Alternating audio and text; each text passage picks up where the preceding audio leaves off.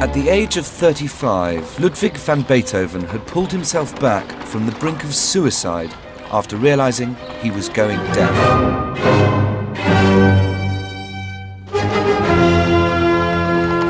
He came through the trauma with characteristic defiance. He was already one of the most celebrated composers in Europe and now embarked on a period of prodigious creativity.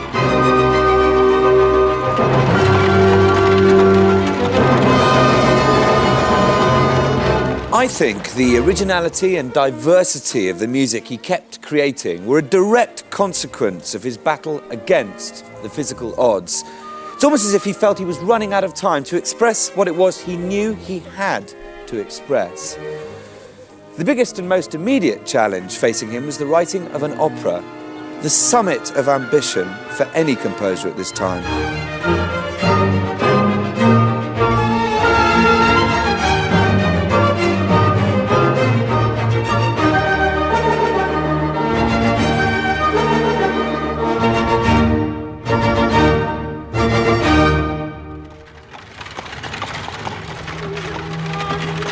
Europe in the early 1800s was in chaos.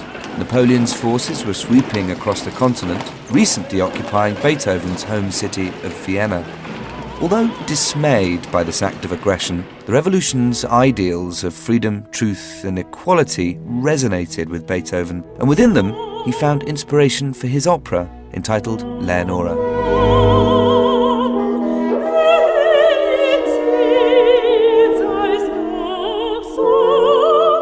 This is a work full of fiery revolutionary fervour and idealism, where freedom and justice triumph.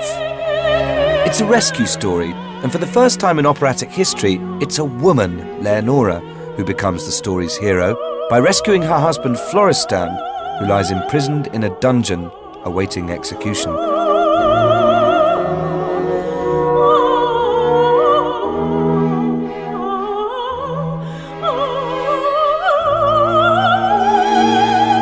And while the opera had been inspired by the revolution, it also fell victim to it. Yes, the occupation had dire consequences for the opera. Most of his friends and supporters had already left the city, and the opening night audience was made up almost entirely of French officers. Unfortunately, it was only under half full. Not good for business.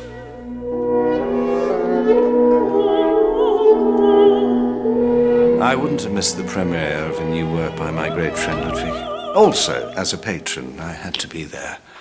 But even disregarding the small audiences, there were problems with the work itself. It was too sophisticated, too long. And frankly, it needed more drama.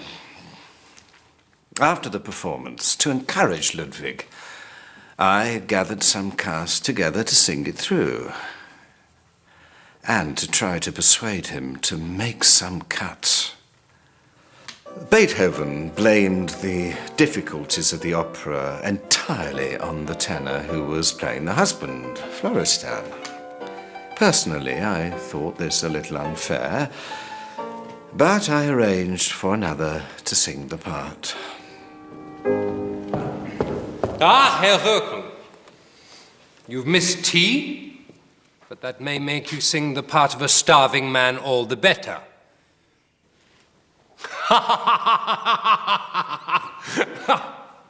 Let's start. Beethoven was prone to passionate outbursts, so I knew it would be a difficult evening. Florestan, Florestan. Hat recht getan.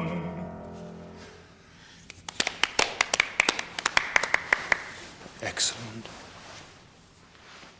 I shall have to see to it that you are starved before every performance, and we shall be sure of a success. You see, Lichnowsky, every phrase is there for a reason. Yes, I agree. But that aria is not the problem.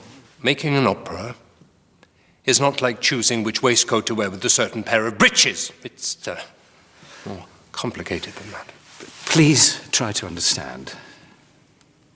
People want drama, not just clever music. The first 2 acts are just too long. They can't be shortened. Ludwig, please. For my sake, for your friend's sake, please don't let this beautiful work be lost to the world simply because it needs some refining. So you're all agreed, then? Well, then I shall have to go back to the beginning. Take another look at it. However flawed the dramatic structure of Leonora was, musically you can see in it many Beethoven hallmarks. And in the aria which Leonora herself sings, he uses orchestral instruments for their symbolic effect. The horns, for instance, are used in a completely new way. Traditionally, they represent and accompany a male hero, but here they're reserved for Leonora. And on one level, they give her added power, but on another, the way that they're pushed and tested beyond their limits potently mirrors Leonora's own trials.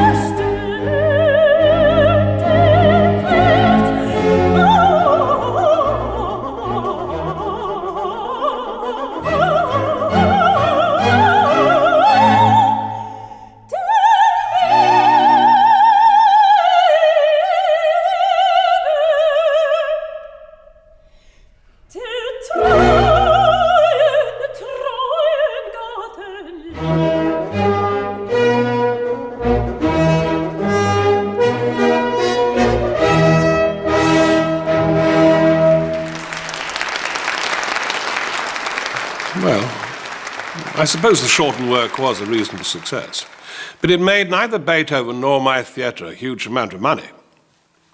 He was so damn stubborn. Idealistic, you see. I don't think you could possibly have given me my right percentage. Well, we can only pay you your agreed percentage. Ludwig, please, do count it again. I don't need to count it again. I'm not stupid! You are only paid this very generous amount. Generous? You are paid this very generous percentage because we all hold you in the highest esteem. But the fact remains, Ludwig, the house was under half full. Now, your music plays to a cultural audience, of course. Yes, it does. But, well, take the magic flute, for instance. Now, that really did rouse the multitude. I don't compose for the multitude. If we had paid Herr Mozart the same percentage of the receipts of his operas, well, he would have been a very rich man. What are you saying? Nothing.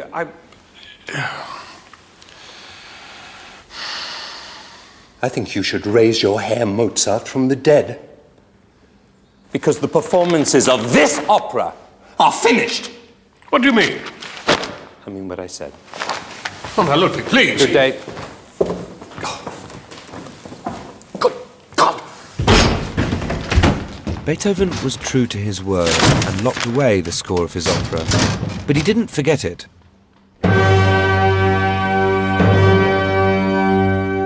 In Leonora, he'd created the woman who perfectly embodied fidelity and womanhood.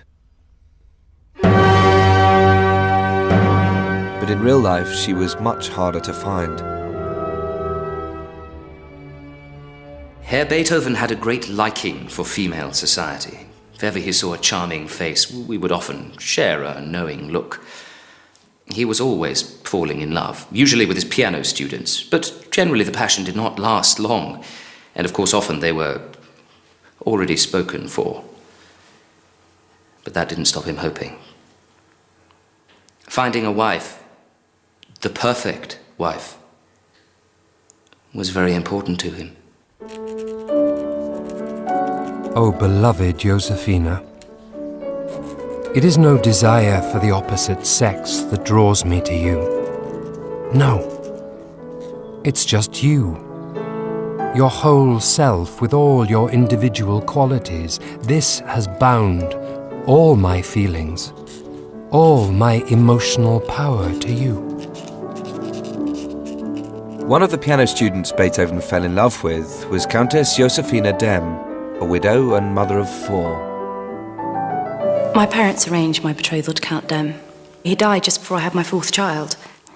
Beethoven often used to come to our house. And after I was on my own, we became very close. I can't deny it. I loved being with him. His music was so powerful. It could cheer me up or make me cry. And he was a kind man, and good with my children. But as to anything more permanent, that was different.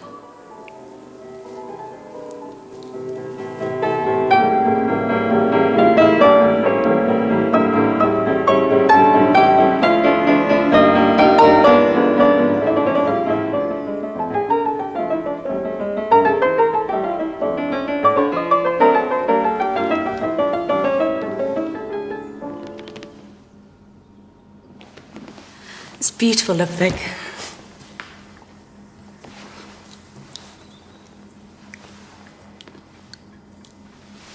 Have you had a chance to think about my proposal?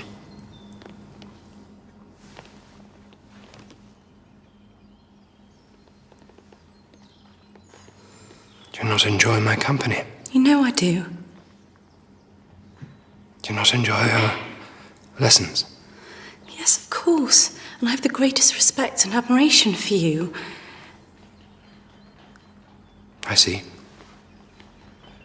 Respect. Admiration. But not love. Yes. No. But I have my position, my children to think of. How would we live? These things cost money. Oh, I understand. I do.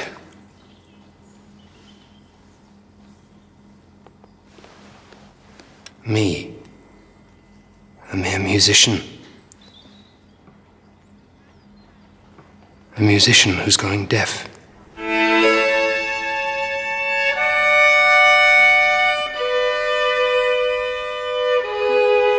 Countess Demm's refusal to marry dealt a crushing blow to Beethoven's hopes of finding love and marriage.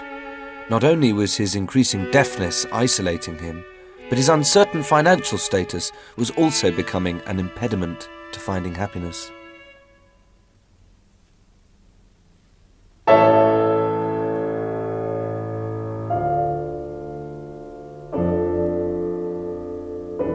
At the time of his great disappointment with Josefina Demm, his brother Karl seemed to find real happiness in love. But Beethoven could never accept Karl's choice. And he did like to see himself the arbiter in all questions of morality. Brother?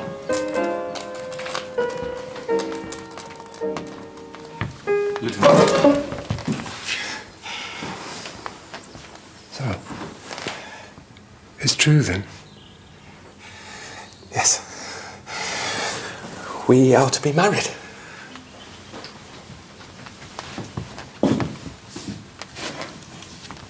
Well, with all your distractions, I shall need to find someone else to look after my affairs. No, I can still work.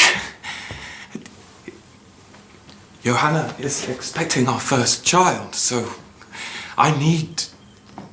Out of wedlock. A splendid work, brother. That's just splendid and true to form. And as for you, lady, I know you. And so does all Vienna. Oh, yes, that's right. Nothing is ever good enough for the high and mighty Beethoven. Or is it that you can't bear to see somebody else being happy? Get out.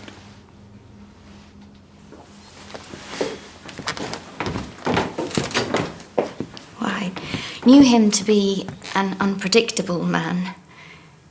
It is said men with great gifts have little time for pleasantries, but what had I done to deserve such harshness? And treating Carl, his brother, like an enemy? Perhaps I was not as fine a lady as the great composer was used to sharing company with. He made my head spin with his insinuations.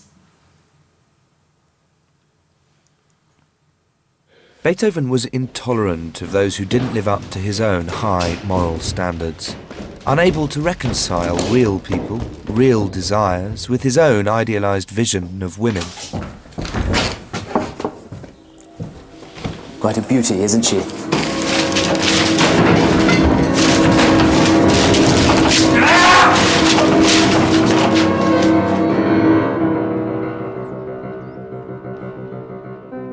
Misunderstood and frustrated, Beethoven consistently felt isolated from those around him.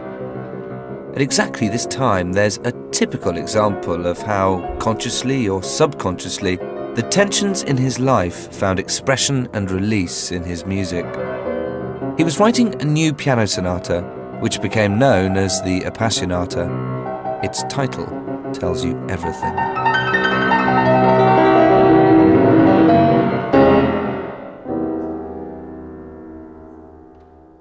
This is music of violent rage, tragedy, and despair. This sonata finds Beethoven in the depths of human suffering. The passion and turmoil caused by his failed love affair with Josefina and his ambivalent feelings towards his brother's happiness are woven into the very fabric of this music, which starts darkly at the lower register of the keyboard.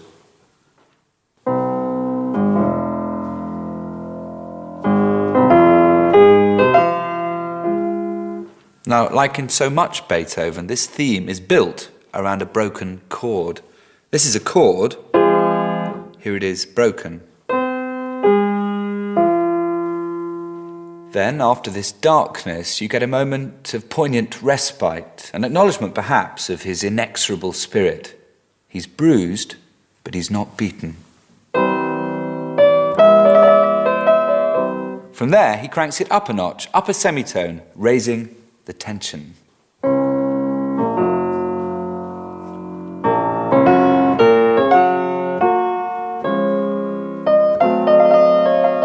Now he explores that fragment.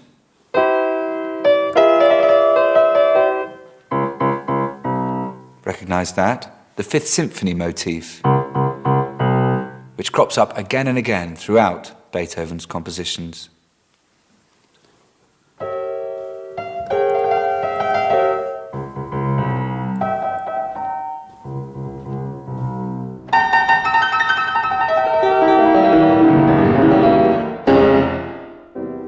Darkness, misery, introspection, but determination.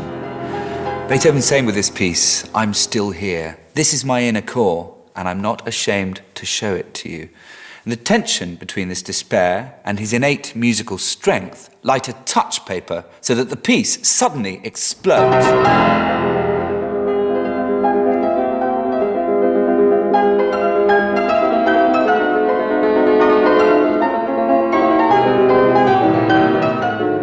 The mood he creates of sheer desperation and determination is imprinted on every bar of this first movement.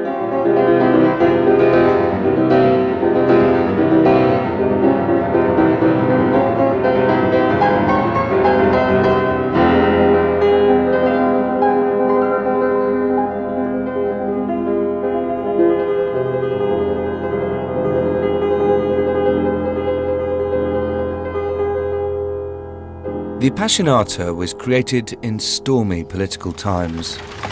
Austria was still under French occupation. Despite the political uncertainty, Beethoven's reputation was growing, and wealthy patrons gravitated to him because of his increasing celebrity. In Prince Lichnowsky, he thought he'd found someone who understood his uncompromising artistic vision. The whole region was in chaos. There were troops everywhere. One had to make one's life as comfortable as possible. And if that meant spending the odd evening entertaining some French officers, then that's what one did. Some of them were actually very cultured and even loved music. Obviously, they were very interested to hear of my support of my great friend. There are, Ludwig! Come in! Well, come and join us. I'd like you to meet my friends.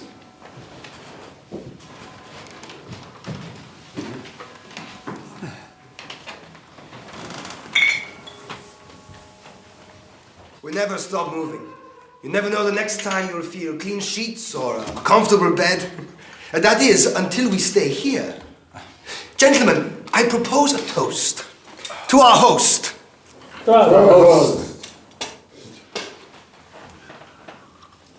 Thank you. Well, I hope I can make your stay all the better by persuading our guest of honor, Herr Ludwig van Beethoven, to play for us. Oh, I'm very tired. I'd better go to bed. It's early. I have a very busy day tomorrow. A lot to do. Herr Beethoven, please. You would honor us with your playing. Play! Play! Play! Play! Play! Play! Play! Play! Play! Play! Play! Play! Play! I'm not a performing seal!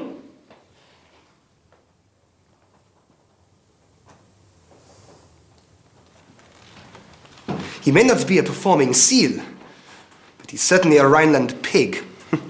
Perhaps we should arrest him, gentlemen.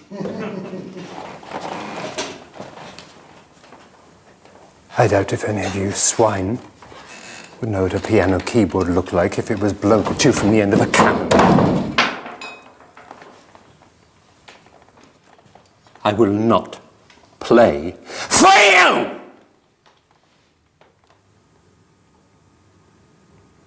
Nor will I play for your emperor, Napoleon.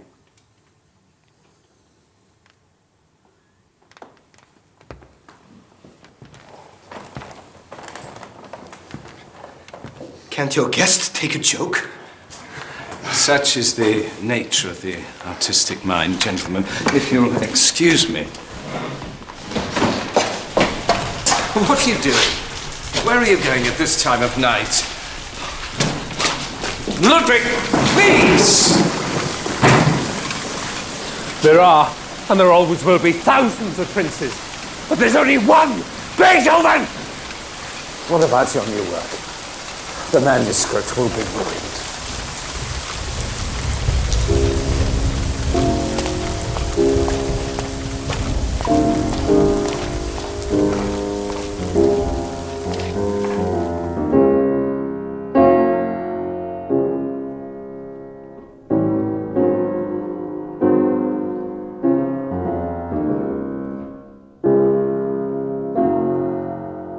To this day, the rain streaks from that night can still be seen on the Appassionata manuscript.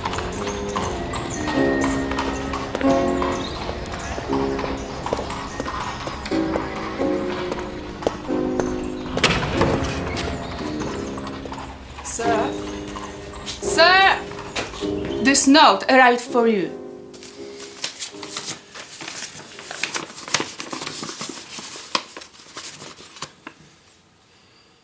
Dear Ludwig, I wanted you to know I have great news. Johanna has given me a beautiful son, Karl. A boy. It's a new Beethoven. I hope you will visit and see your nephew soon. Beethoven refused to see his newborn nephew.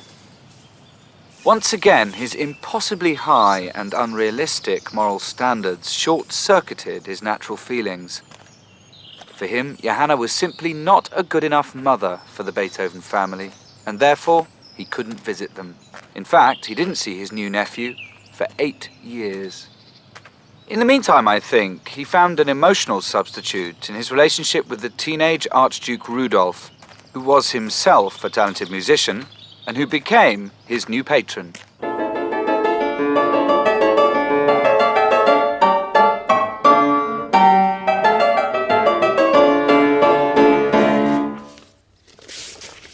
Ludwig? Ludwig? Yeah? I've been wanting to ask for some time. I'm intrigued by your methods. Please do not think me rude, but with your hearing difficulties, how do you compose?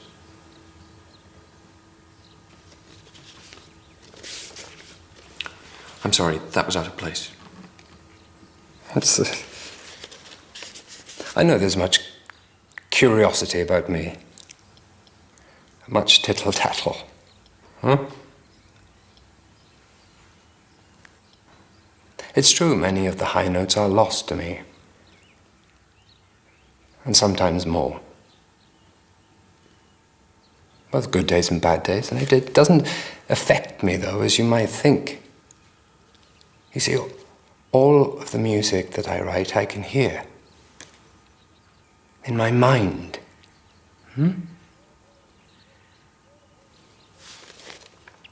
I know the sounds that every instrument can make. I can hear them all.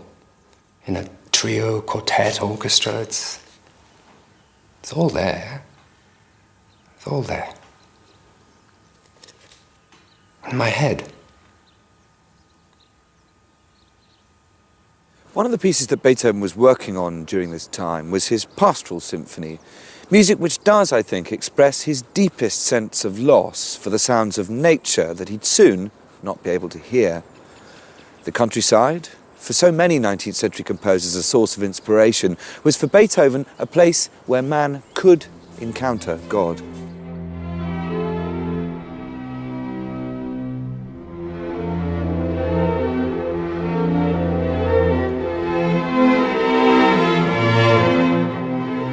Although large public orchestral concerts were rare in the early 19th century, Beethoven's fame secured him a night in Vienna's most popular theatre, just before Christmas 1808. Even today, this concert seems like an extraordinary event. Just imagine being present at the public premiere of 5 major Beethoven works, including the Fifth Symphony, Pastoral Symphony, the Fourth Piano Concerto, some of the most famous music in history. For Beethoven, the concert was an important personal statement. He was saying, just look at what I'm capable of. And the whole of Vienna wanted to see how he had refined his gift. And of course, they wanted to see the famous Beethoven himself. Well, he realized that this concert was very important for his reputation and for his financial situation as well. Beethoven decided to start the concert with the Pastoral Symphony. It was his way of easing the audience into an evening which would become increasingly challenging. Challenging not just for the concertgoer, but for the orchestra as well. With just one rehearsal for the musicians to learn the music, the tension before the concert was palpable. Stop! What's wrong? What's the matter? What markings have you got to? Why have you stopped?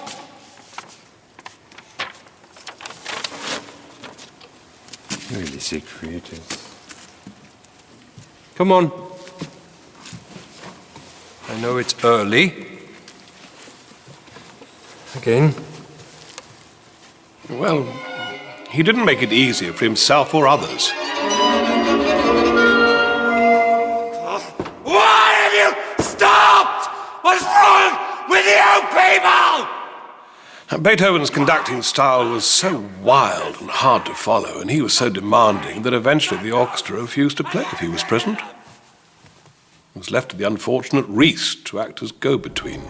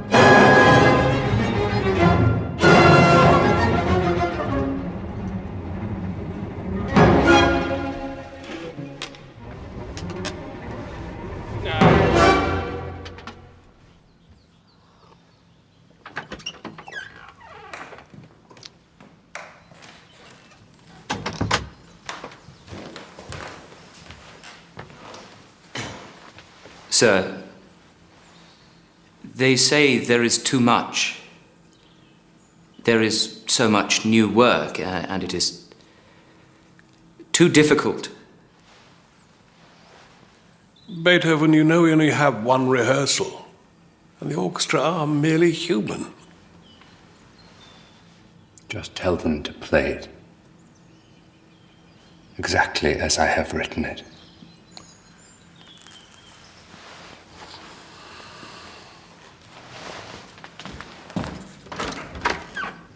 The orchestra eventually got through the enormous repertoire planned for the concert, and on a freezing cold December evening, hundreds of people flocked to an unheated Viennese theatre to see and hear the city's most famous resident.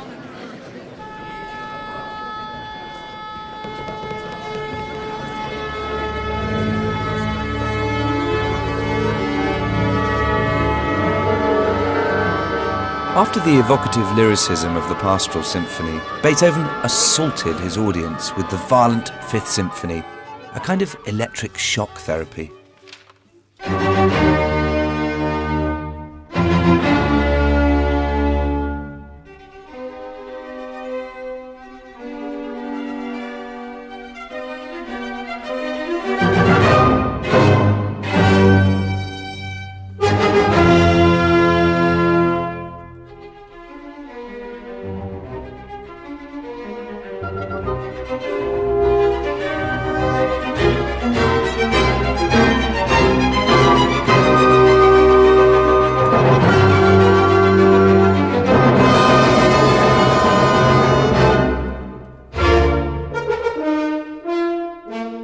Starting with those four powerful notes. The Fifth Symphony is really an exercise in compression, in stark contrast to the Sixth Symphony, the Pastoral, which takes the same opening rhythmic fragment and expands it. It's interesting to look at these two symphonies side by side, and that's how Beethoven saw them, very much as a pair. And where the Sixth Symphony is lyrical and expansive, the Fifth Symphony is brutal and compact and lacking in any obvious melody. And unlike any symphony that had gone before, the whole piece is one through line towards the exultant finale.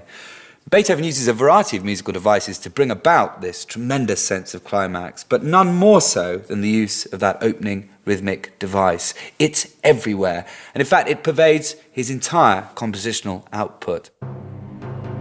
Near the end of the third movement, the scherzo, Beethoven strips the music right back, the timpani just keeping that rhythmic cell ticking away. And it's out of this sparse sound world that the fourth movement erupts, pushing decibel levels to new heights.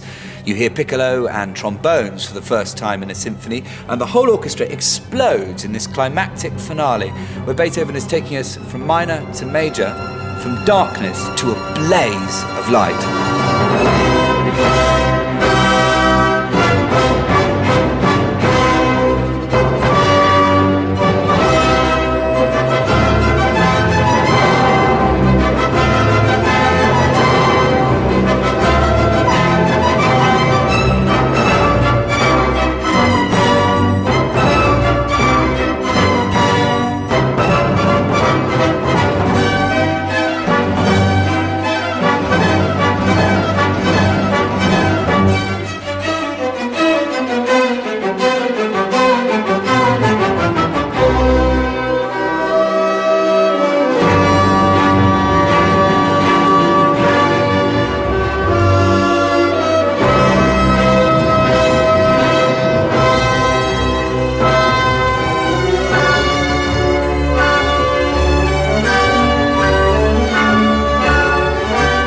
Beethoven also used this concert to demonstrate his complete mastery of keyboard composition.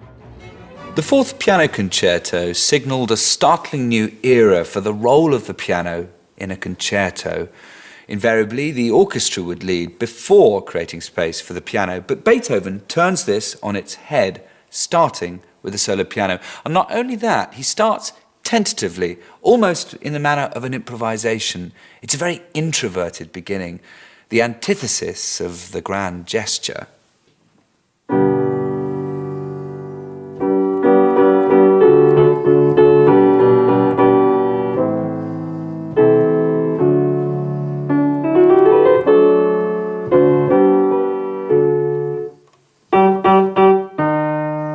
Fifth Symphony, Fourth Piano Concerto. Invariably, it's somewhere close.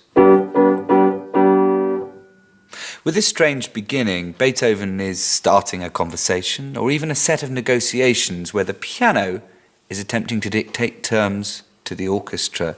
The tension between the two is there right from the start. The orchestra come in a key which is completely foreign to the piano. So much of the time, this is conversation through discord.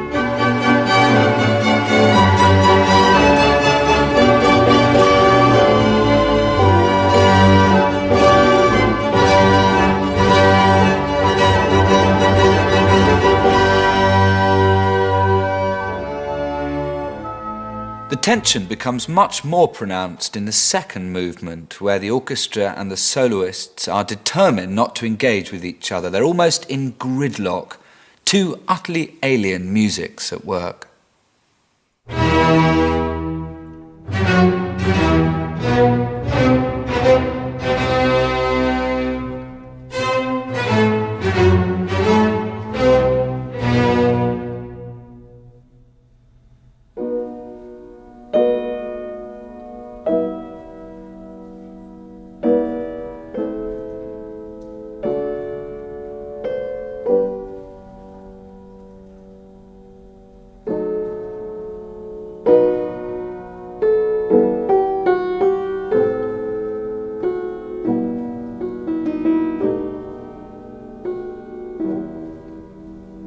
When the piano finally breaks out, it does so in a very unusual way, sounding almost unlike anything which has gone before.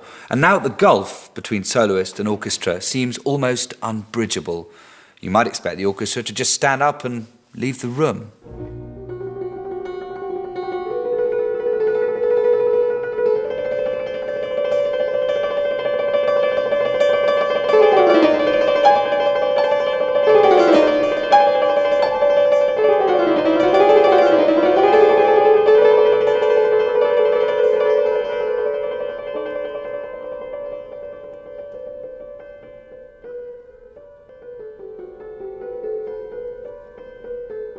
Eventually, though, Beethoven brings about resolution and reconciliation. The piano and the orchestra unite to allow for the catharsis of the last movement. The piano has mollified the orchestra. The individual voice has soothed the masses, and Beethoven's violent instincts have been tempered by his compassionate will. It's a very accurate self-portrait in music.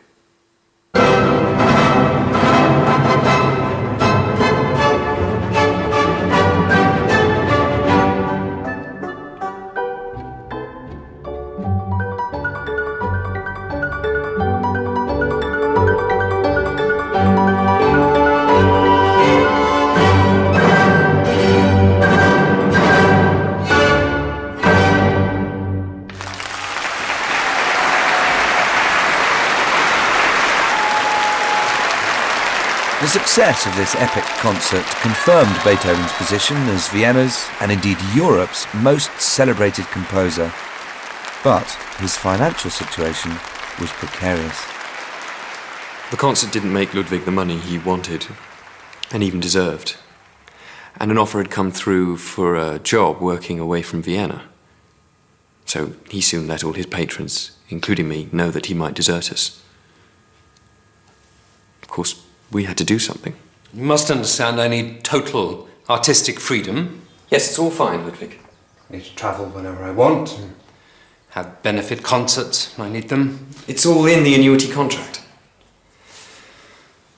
All we ask is that you agree to continue to live in Vienna.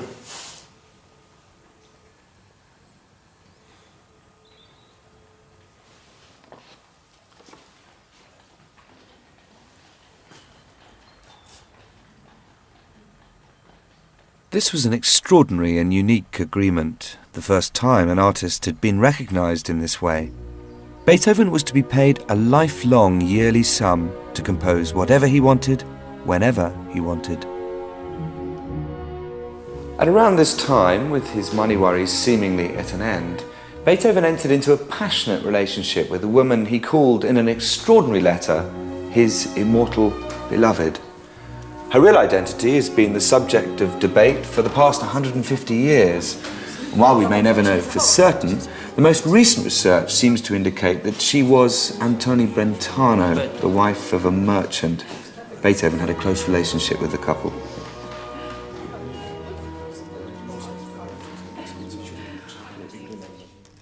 My angel, my all, my very self. Much as you love me, I love you more.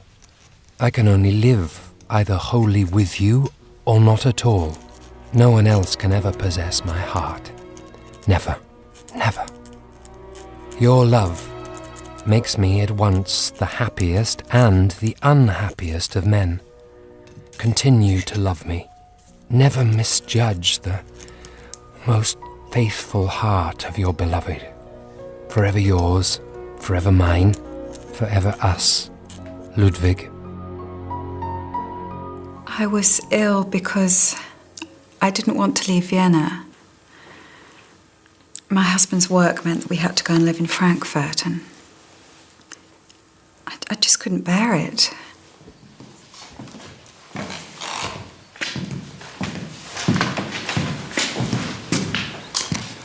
How is she today? No, better, I'm afraid. It's good of you to come. Should I play something for her? Yes, please. I'm sure it would help. It always does. Now, if you'll excuse me, I'll go back to the office. There's still a lot of work to do before we leave. Thank you, my friend.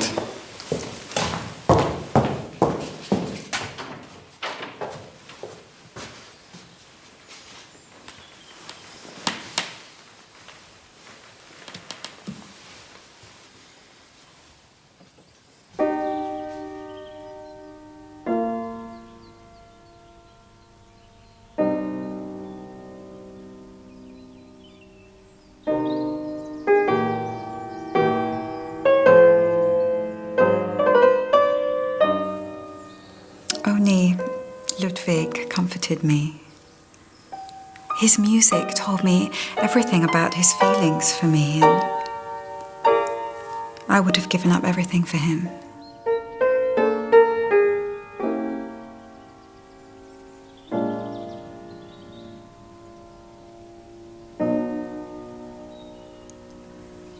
We loved each other deeply, but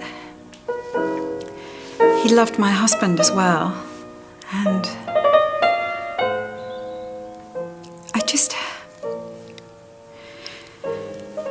I just don't think he felt able to cause so much pain to a friend.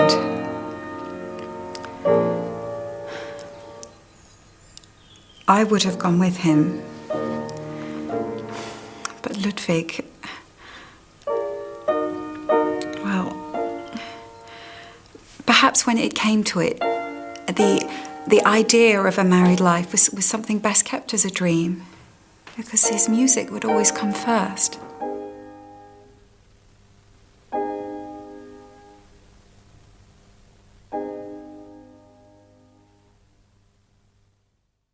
I may no longer be a man, not for myself, only for others. For there is no longer happiness except in my music.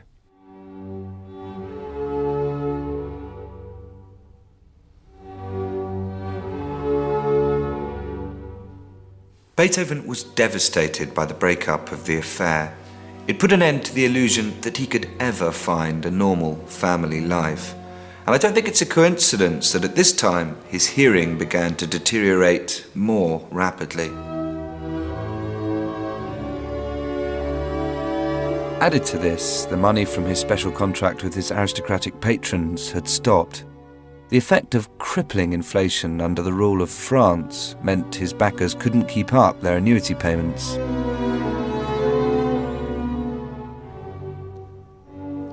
I went to his lodgings to see how he was. He wasn't at home. But what I found shocked me. Everything just seemed to go wrong at once. He seemed broken, so unhappy, and suddenly extremely hard of hearing. Although that may only have seemed worse, due to the malaise that now engulfed him. He sent me a letter in which he seemed to be in a bad way. By then we had not seen each other since our argument.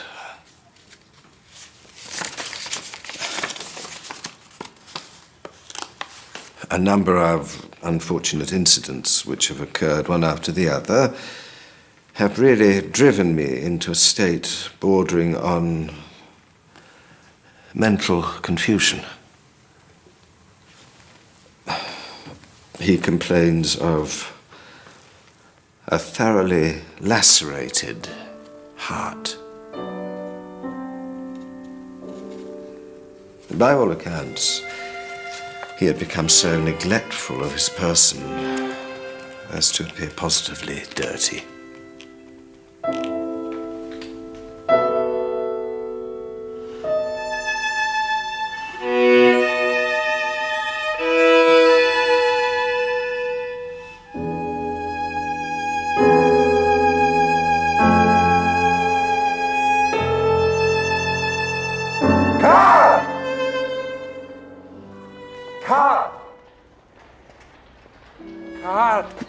Oh, my brother, so good to see you.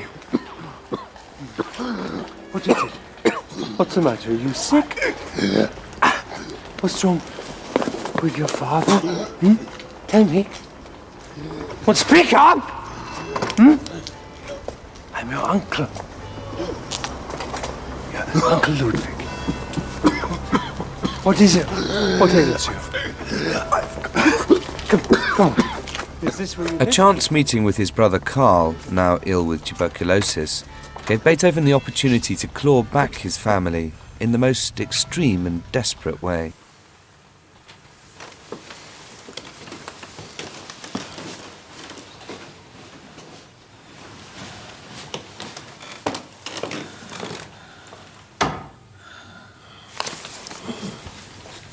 I must speak plainly.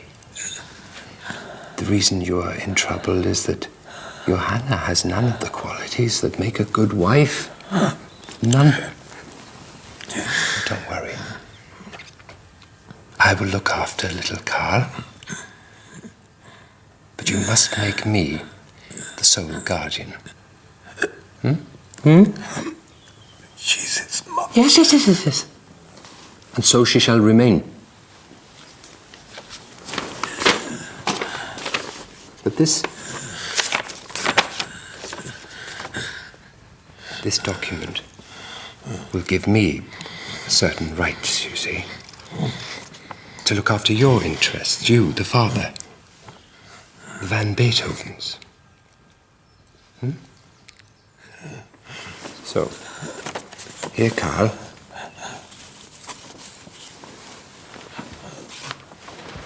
Read.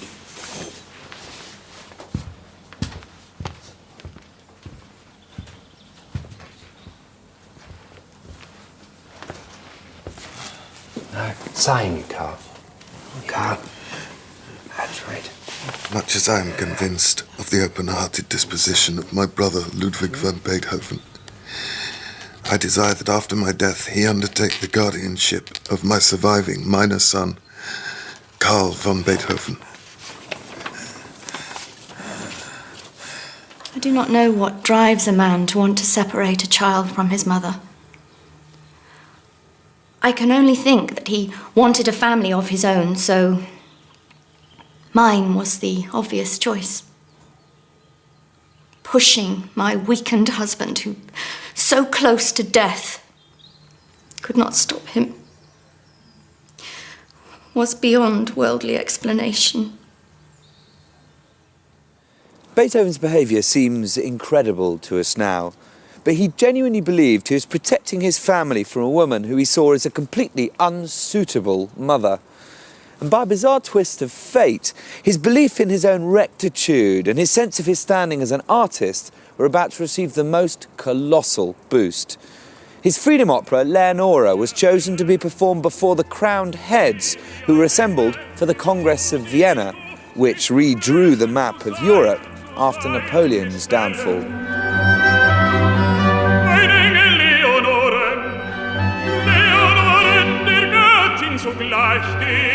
Retitled Fidelio, some of the most dramatic changes to the work were in Florestan's aria.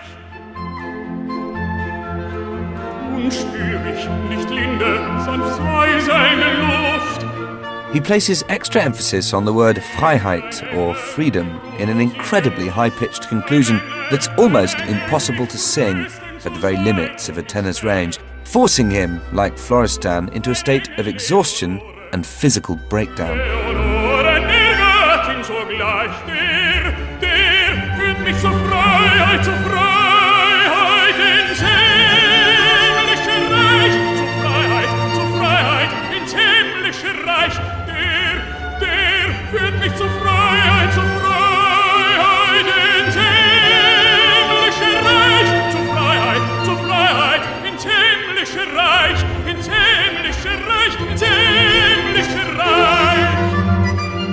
This time, the opera was a success. Its universal themes of triumph over adversity and hope over despair were embraced by audiences yearning for peace after the turmoil of the Napoleonic Wars. Professionally, Beethoven could do no wrong. Fidelio had made him the most sought-after composer in Europe, but privately his life was unravelling. His brother's illness and his worsening hearing were conspiring against him.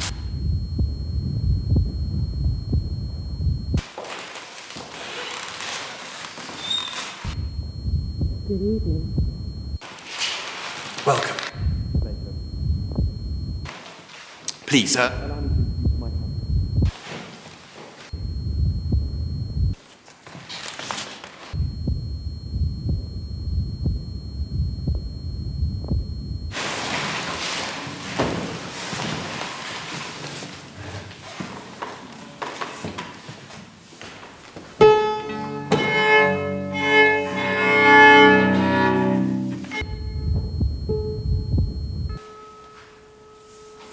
I remember the performance of the trio you'd written for me.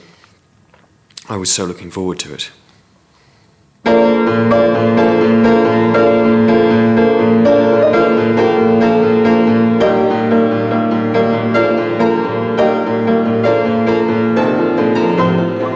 In certain passages, my dear friend pounded on the keys until the strings jangled.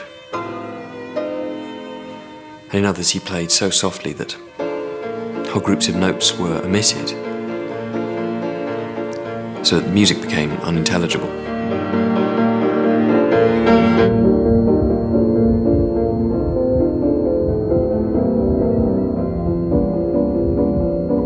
Please sign this, Carl, for our son. Give me your hand.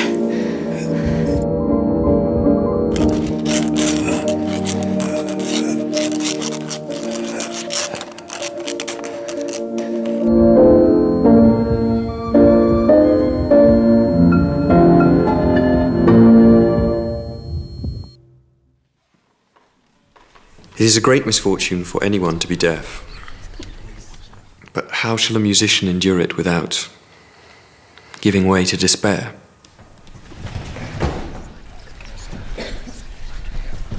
I have found it necessary to add to my will that I by no means desire that my son be taken away from his mother, but that he shall always remain with her, to which end the guardianship of him is to be exercised by her as well as my brother. God permit them to be harmonious for the sake of my child's welfare.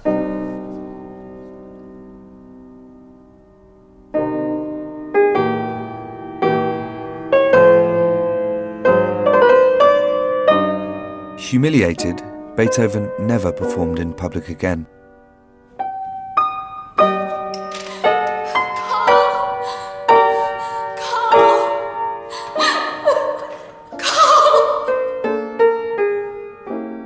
This is the last wish of the dying husband and brother, Carl van Beethoven.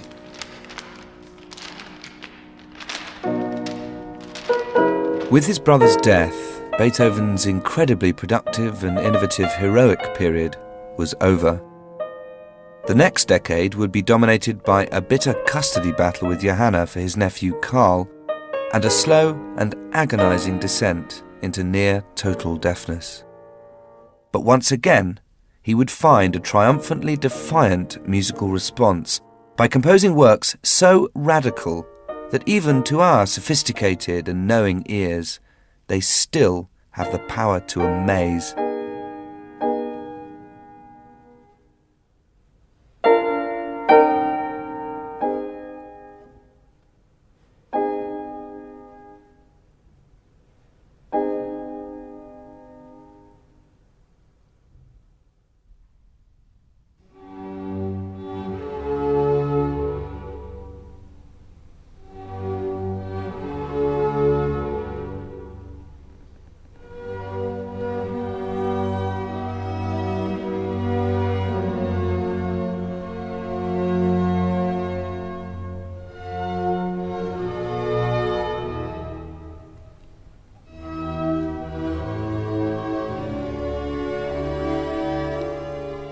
And you can hear the whole of the Piano Concerto No. 4 as it would have sounded at its premiere, with Beethoven uncovered on BBC 4 now.